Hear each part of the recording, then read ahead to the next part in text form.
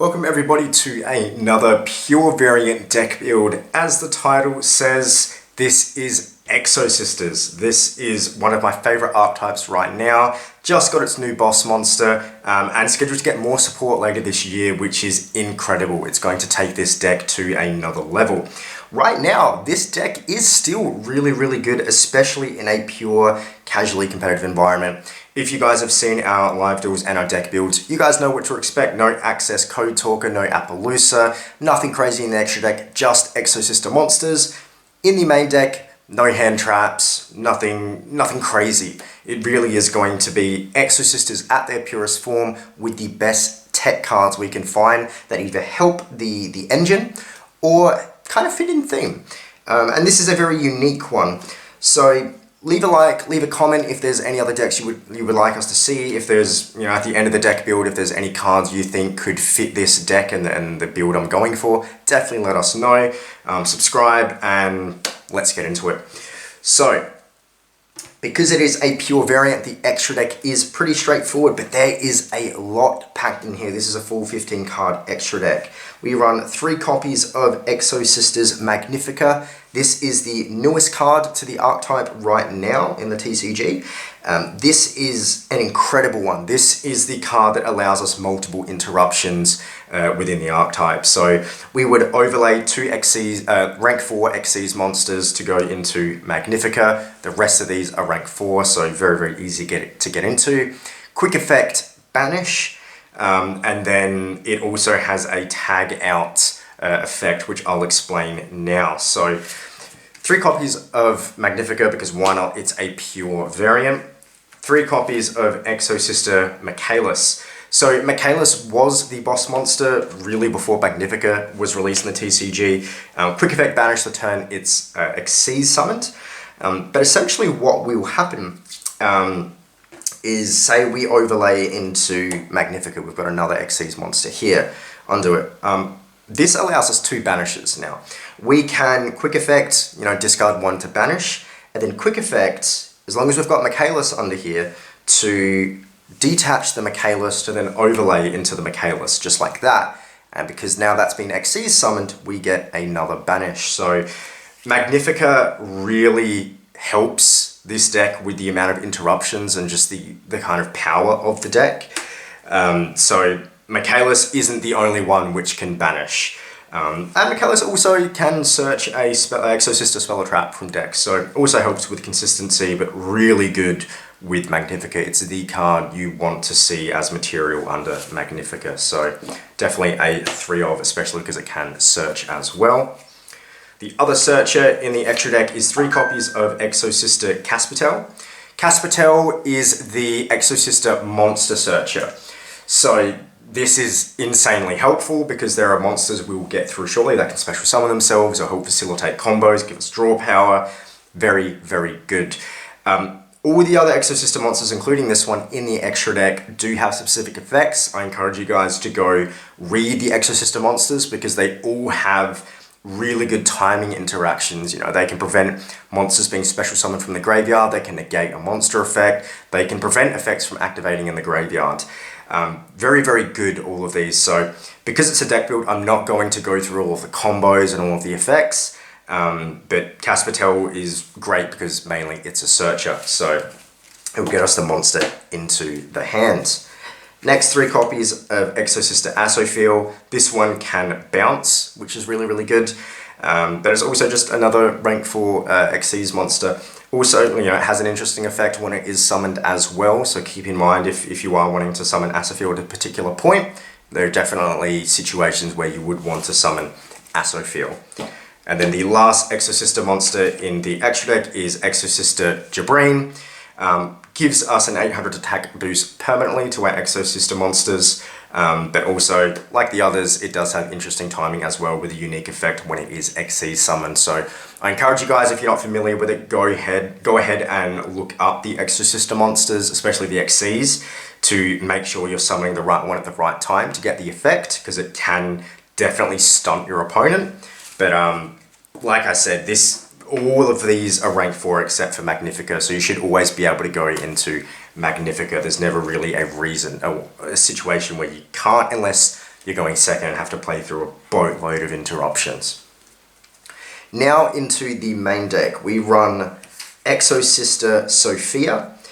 So all of the Exosister main deck monsters right now, if a card is moved from the graveyard due to an opponent's card effect, for example, we get to Xyz summon using this. So say for example, we have Sophia on the field, our opponent activates Monster Reborn, they've moved a card from a graveyard due to their effect, which means we can Xyz summon if we want to go straight into Michaelis, just using the one, and that'll give us a banish right away, or throughout the turn that it is summoned. So all the Exosister main deck monsters have that effect. So don't need to go over it moving forward, but just keep that in mind. It is sometimes good just to have them face up. The reason why she is so good is because as long as we control another Exosister monster, get to draw a card. That simple, that good. So we're always going to have another Exosister monster on the field. She's very, very good. Exosister Irene, she's probably the worst of the three, has the same effect where she can Xyz summon using just herself. She can put an Exosister card from her hand to the bottom of the deck to draw a card. Not the best because we do already have to have an Exosister monster in hand, and it doesn't, unlike Sophia where we just get to draw, it is kind of a cost.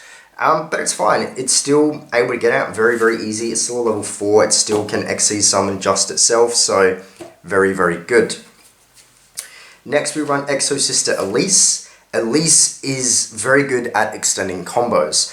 So if we control another Exosister monster, we can special summon Elise from hand. So very, very good. If we only open these two, for example, we can normal summon the Elise, normal summon the Sophia, special summon the Elise. Sophia can then draw a card because there's Elise on the field. So absolute 3 of, because it just special summons itself.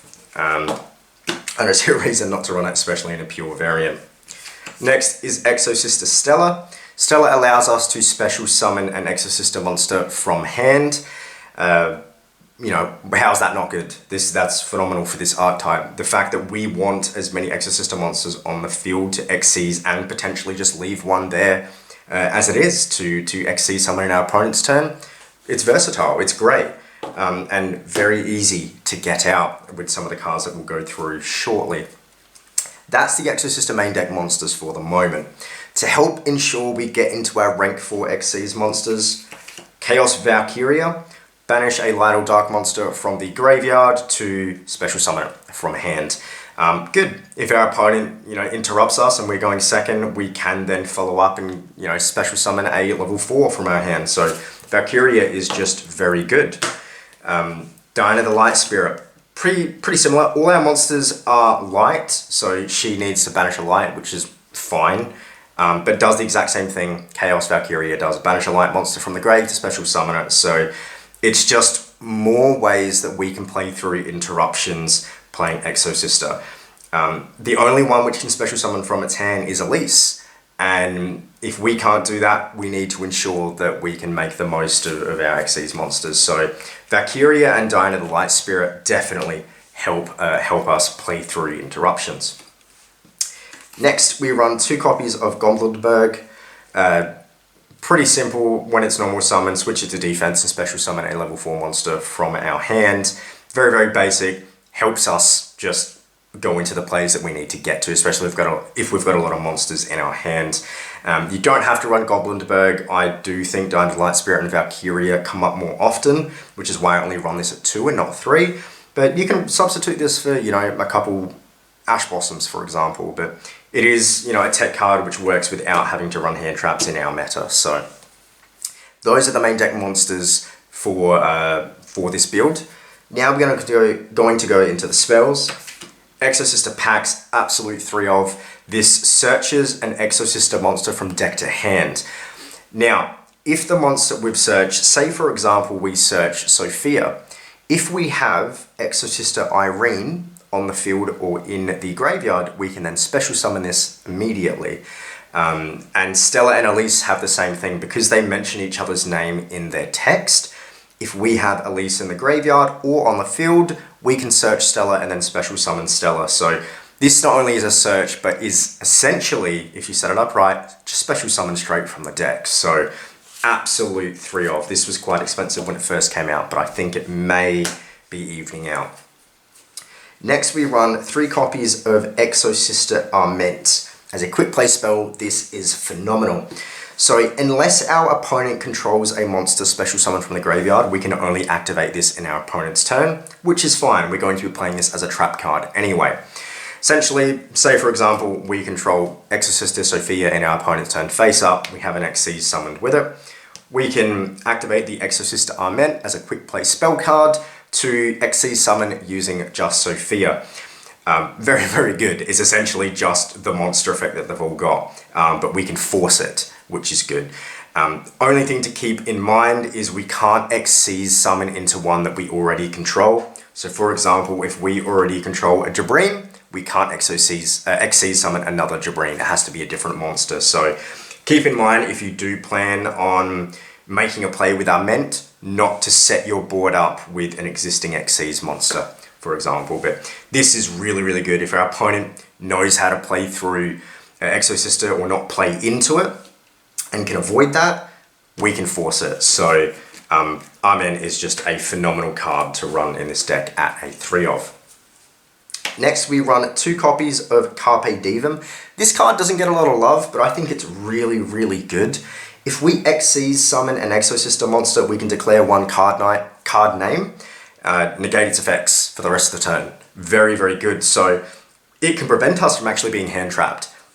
Doesn't really matter in the meta that Tyler and I play because we don't really run hand traps at all. But if you do intend on making a bit more of a competitive build, you can declare Ash Blossom and no more Ash Blossom for the rest of the turn, so you can keep going into those plays without being scared. You can declare Nibiru if you don't want to be Nibiru'd. Very, very good card. Plus, it has a second strong effect. If our Exosister monster declares an attack, we can target 1 spell or trap on the field and destroy it. So not only is it protection in a specific sense, it clears back row, which is always handy, especially in the meta that Tyler and I play. Only play 2 because it is a continuous, which is great, stays on the field. But it does brick if you run 3, so I just think 2's the sweet spot. We've got another if our opponent gets rid of the first. Copies of Twin Twisters just to deal with pesty back row. Solemns in the meta that Tyler and I play in are always prevalent. Warning Point has been a huge pain in the ass lately. So Twin Twisters definitely helps just to ensure that we can actually play if we are going second. 1 Xyz import.